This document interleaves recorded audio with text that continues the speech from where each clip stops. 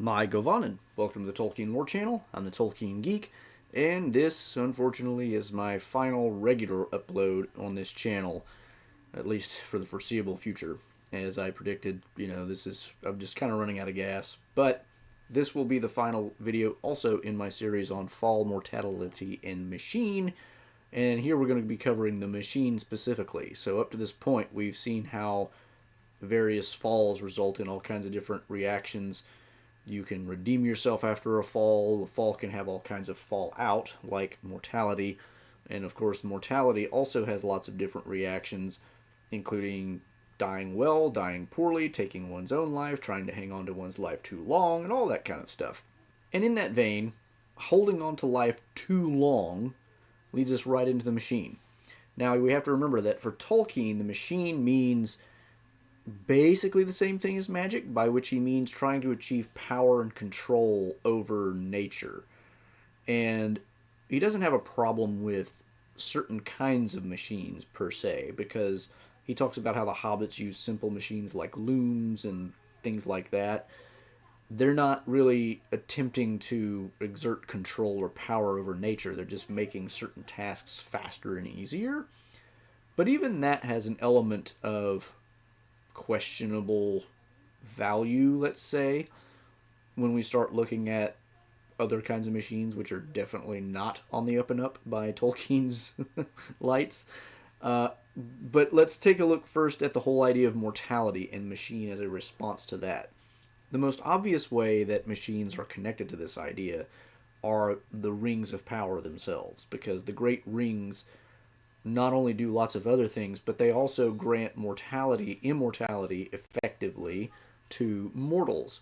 If you keep one of the great rings as a mortal, you never die. But as Gandalf says, you don't gain more life, you just continue. What exactly he means by that is a bit up for question. Obviously, it's not like Gollum or Smeagol has lived 500 years in slow motion doing nothing else. But there also is a sense in which his life has become pointless, almost nothing in the scheme of things, because he just keeps repeating the same old habits over and over. He kills goblins or fishes for food, and that's more or less it. So his life he's not really doing anything valuable or getting anything out of his own life even. So the rings are a way of trying to prolong one's life, and you also have other means of trying to do that besides just the rings, but those are kind of the big ones for purposes of discussion. The rings also, at least the elven rings, are also designed to kind of counteract this idea in more specific ways that don't necessarily have to do with preventing death, because the elven rings are meant for elves, and therefore they're not trying to prevent elves from dying, but what they are trying to do is make Middle-earth more like Valinor, where things are undying. So that, the beauty of nature never fades, it never, changes in a way that it normally changes in the real world as we know it. And this is why when the characters that we know enter into Rivendell and Lothlorien, they can sense and even observe to some extent that something is different. And we also see that there is a difference after the Great Rings leave Middle-earth and after the One Ring is destroyed, because Lothlorien no longer has that something to it that, makes it what it is, and neither does Rivendell. As a result, the elves are no longer really that willing to stay in Middle-earth. They become weary, as was predicted, by, Mondos and whoever else in the Silmarillion. Basically, it's you'll be in Middle-earth, but you'll get tired of it because it's wearing down and you're not, going to be satisfied with it. And so they go back to the Undying Lands. So in both ways, they are trying to reverse mortality in a sense, although the aim of the rings originally was not necessarily to prevent mortality for mortals, because they weren't necessarily intended for humans or dwarves or anything like that. But humans got a hold of some of them and became immortal, effectively. And that's the ring race. And Smeagol likewise got a hold of the One Ring and effectively became immortal until, he wasn't. But the point being, this is one of the key aspects of the machine, is to kind of hold off death, to prevent it. And this is why we see good characters like Aragorn being so willing to accept natural death when it comes, because the idea is using unnatural means to extend your life as long as possible, as I discussed in the previous video, is just not really something that Tolkien is comfortable with, seemingly, in his stories, because it leads to, you're seeking to live longer than your natural state allows, is a sign of something corrupt about you. The other thing about machines, though, is they try to, let's say, lessen the effects of mortality. One of the things that I mentioned in the previous video as well is the fact that men and hobbits are more likely to be much more active and proactive than elves, because they are mortal and therefore have a limited time span in which to get things done before they age and die. Elves, who can just sit around forever, kind of do just that. They sit around and don't do a lot. So it's kind of a interesting thing. It's like, if you could live forever, what would you do? Sit around and relax for a long time, apparently, is the answer. But the idea here is machines also, by giving you, as Tolkien puts it, power and control over nature, also kind of mitigate the problem of mortality, in that it allows you to accomplish more in the short amount of time that you have. So instead of constantly struggling, as just one person against nature, or a family against nature with whatever you have, if you can make machines that let you do all those things a lot faster, you become a lot more productive and get a lot more done, and therefore achieve more in your short lifetime than you otherwise would. Which seems like an obvious good thing, but one has to wonder if it really is an unmitigated benefit to society, because looking around in our modern world, it does seem like we get a lot more done, but it also seems a lot of people are a lot less happy about it. We accomplish a lot, and we have a lot, and we buy things that we throw away in a few years, and then buy a new one because the first one just broke, or, we've got planned obsolescence, in almost everything we buy.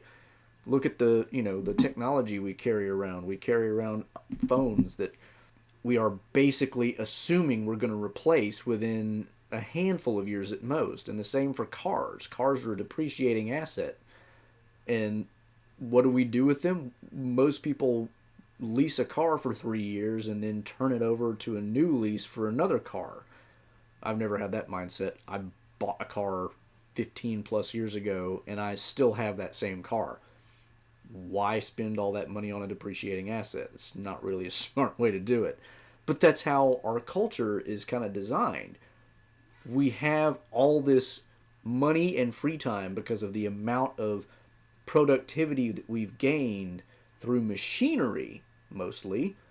And what do we do with it?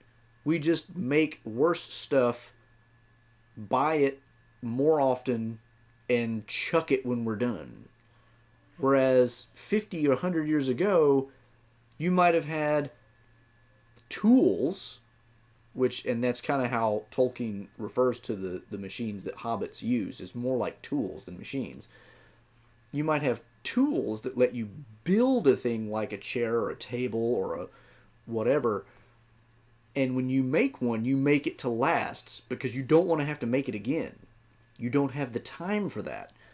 As a result, furniture, even in the last, just within my lifetime, has basically become a disposable asset, because most of the furniture that my family has purchased since I got married has been less than high quality, let's say. And we've had to retighten screws, we've had to replace, we've had to, get repaired. We've had to do so many things to things that in my parents' home when I was growing up, they just lasted forever. Their refrigerator lasted forever. Their washer lasted forever.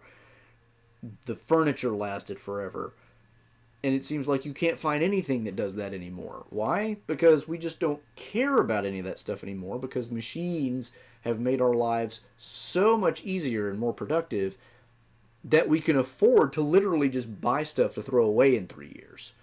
Whereas our grandparents and great-grandparents' generation would have thought that was insane in their own day. How could you possibly be that wasteful, right? So, yes, it is good to be more productive and be able to achieve more, but you have to be careful that that doesn't lead you to a position of being more lazy and just caring less about the things that you have. If we spend a little more time caring about what we have and being less interested in just getting it as quickly and cheaply as possible, maybe we spend a little more money on the handcrafted table the first time and never have to replace it. Maybe we get a good armchair the first time and never have to repair it. Maybe we get, whatever it is. So that is an aspect of machinery that seems like it would be just a good thing, but maybe is not entirely psychologically healthy. Another thing about machines that is a much more recent development in our own world is the whole idea of machine learning and AI. And for that, I highly recommend you check out Girl Next Gondor's recent video on this topic. It's a very, very interesting look at what Tolkien might think about AI, and I think it's well worth looking into. Tolkien, for his part, doesn't really have a whole lot in his stories that resembles or is analogous to AI, but he certainly has things in his stories that at least have similar types of qualities. The One Ring, for instance, seems to have something like machine learning because it seems to have a will of its own. It does things in reaction to its environment and the circumstances at play. As a result, it tends to be able to cause trouble for whoever possesses it at the moment, and it is working to achieve malevolent ends. Which is interesting because in most stories about artificial intelligence, the artificial intelligence is usually a danger and something to be avoided or destroyed ultimately because it is going to destroy the human race if we don't. Terminator, iRobot, you name your story, they all end up kind of in the same place. There's also all kinds of other machines that aren't even necessarily geared toward beneficial uses. And things like that, I mean, you could say that they can be used for beneficial uses, but you have things like the blasting fire from Isengard that wrecks the wall at Helm's Deep. Now, obviously, you can use dynamite for mining purposes, but can you imagine the dwarves ever using dynamite? Especially after what Gimli says to Legolas about the glittering caves of Aglarond, where he talks about how they would very, very, very, very carefully over the course of an entire day, like make one little chip so as to maintain the natural beauty, but just kind of craft around it. And this is the kind of thing that Gimli is talking about. There's a certain amount of not just we don't care as much about the things we can gain through our machinery, but also we don't care about so much about the product of our labor anymore because we can just pump it out over and over and over. When you have to put real time and effort and energy into something, you care about it more. And so when you have to carve a thing by hand, think Michelangelo's David, how much time would you spend on that? And how willing would you be to just be like, it's a thing? No! Not only is it a very impressive thing all on its own, but it had to be achieved through the use of something that made it a very difficult, arduous, time-consuming task. Whereas if you can just achieve that with machinery, it might be just as good, but does it really hold the same kind of value? For Gimli, half the value seems to be putting in the effort. So imagine 3D printing. You can 3D print a lot of stuff. And depending on the material you're using, you can basically make anything you want for almost any purpose you want. People have made handguns. You can make carbon fiber type, items. You can make all kinds of different stuff with 3D printing. But because it's so much easier, do you care as much about the things that you make as you would if you hand carved something? Probably not. So again, this idea that machines benefit us is true, but only to an extent, because there is a certain psychological deadening or some kind of negative impact that comes along with that. We no longer think of the things that we make or build or do as valuable in themselves in the way that we would have 100 years ago when we didn't have the kind of machines that we have today. But also, you have, going back to the blasting fire of Orthanc, you do have machines that are designed purely to destroy. And these, of course, are at the far end of the spectrum, because these are things that are designed to achieve control and power in the most negative sense possible. Because at that point, you're just trying to blow away or blast away literally your whatever's standing in your way of achieving some goal. And this is the other thing. Whenever you have fewer and fewer impediments to your own goals, it's so much easier to justify getting rid of what little impediment may be left over. And if you're a wannabe tyrant like Saruman, it might be just a little bit too easy to justify something like mass murder of an entire nation in order to achieve whatever goal you want. Because Saruman, as we know, is all about the goals of knowledge, rule, and order, and human life and freedom tends to get in the way of that. Because freedom is a bit chaotic, and human life in general is a bit chaotic and not very well ordered. You also see things like siege engines, and I think it's worth noting that I don't recall any siege engines really ever being used by any of the good guys in any of Tolkien's stories. At least not that I can remember. If I'm mistaking something there or forgetting something, let me know in the comments. But generally speaking, siege weapons or siege engines tend to be a thing that the bad guys use, it seems. At least as explicitly described in the stories. And of course, these machines are also used to either destroy or, get rid of impediments in some form or fashion, and therefore, again, are at the very negative end of the spectrum. But I think it's fascinating to look at the problem of machines through Tolkien's lens, because Tolkien basically doesn't like most modern technology. It's not quite true to say that Tolkien is a Luddite. He definitely enjoyed his typewriter. He enjoyed things, he even enjoyed his first car, although he eventually got rid of it. And it's not, fair to say that he likes no machines at all, but he was definitely against industrialization. And I think he might have been onto something, because it seems like the further we get from a more rudimentary kind of society, where there are more farmers and tradesmen and craftsmen, and we move into this kind of culture we have now where you can be just a talking head on YouTube and make a living. And this is, I totally understand the self-criticism I am leveling here. And I'm not saying anybody should get off of YouTube.